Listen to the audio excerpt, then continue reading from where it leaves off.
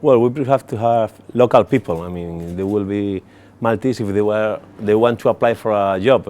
We prefer to have it locally because it makes no sense to bring a Spanish driver here. I mean, but because we are in the UE, it could be Spanish, it could be Polish, Italian, Maltese. But to be honest, I prefer to have local people. They can speak Maltese, they can speak English, they know the country, they know the people, and they know the needs. So for us, it's better to have Maltese people on the company. Do you think you'll find the number of who you require?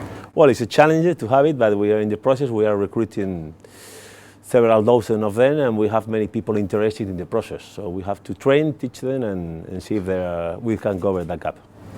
Now, you are constantly, not you personally, and even the government, speaking of these new routes that are going to be implemented. Are they going to be drastically different than what we have now? Well, some of them will be different, some of them will be the same. If you go back to the EOI was clear, it was a new network, and we have to implement it. But the thing is, we need to implement also all the facilities that operate around the network, because in Valletta we need to introduce an additional 40 new routes, so we need more space. The government is thinking how to increase this terminal area, and they have some different ideas. We have been talking with them, we have sharing our views, and at the same time we have to order the new fleet, they have to deliver it, they have to fix everything, because it's a special vehicle. For Malta, it's not like when you buy a normal car. I mean, if you want to buy a Ford, you could go to a dealer shop and you will get your car, but here you have to make it special for Malta, and it will take longer. Mm-hmm. Is there a limit up to the amount that it can increase?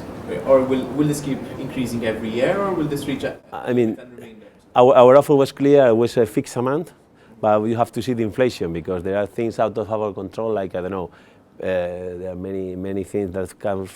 Imagine that in 3 years' time we suffer a petrol crisis, and prices jump up, 200% to $200 barrel, or go down, decrease to $10, so will affect the problematic of the service. But we have some clause in the contract that covers that.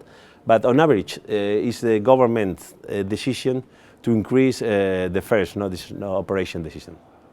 If you take public service all across the world, public services is always subsidized, heavily subsidized, because you are covering a public service and you have to cover all the networks. Sometimes some part of the networks are massive users, they have massive users, and some are fewer users, but we have to cover this gap, and because that the government have explained in detail that they need to cover the whole network as it is, so they want to subsidize this new network.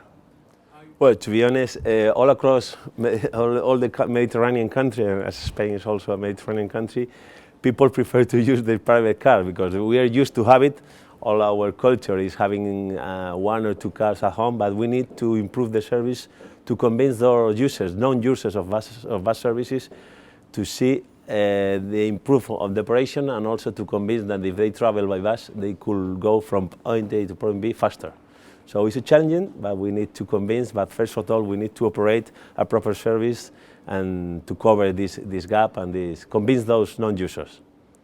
Well, I think talking about Arriba, to be honest, is history. I mean, Arriba has left the country. The new operator has took the company from the government, and I think we need to fix the smaller problem that we are facing, and also we have to increase the fleet to cover these new needs in the new network, and we need to prove that the service can be operated in a proper manner. And even if it's a challenge, but I think we have made it in different countries. Why not make it here? We have the knowledge, yes, we have to adapt it, and we have to prove that we can offer a proper service here in Malta, and to convince those people. But the time will see if we can do it or not. But we are very confident on that we think that we have made a great effort to be here, and our bid was very strong, focused on Maltese problematic and also Maltese needed.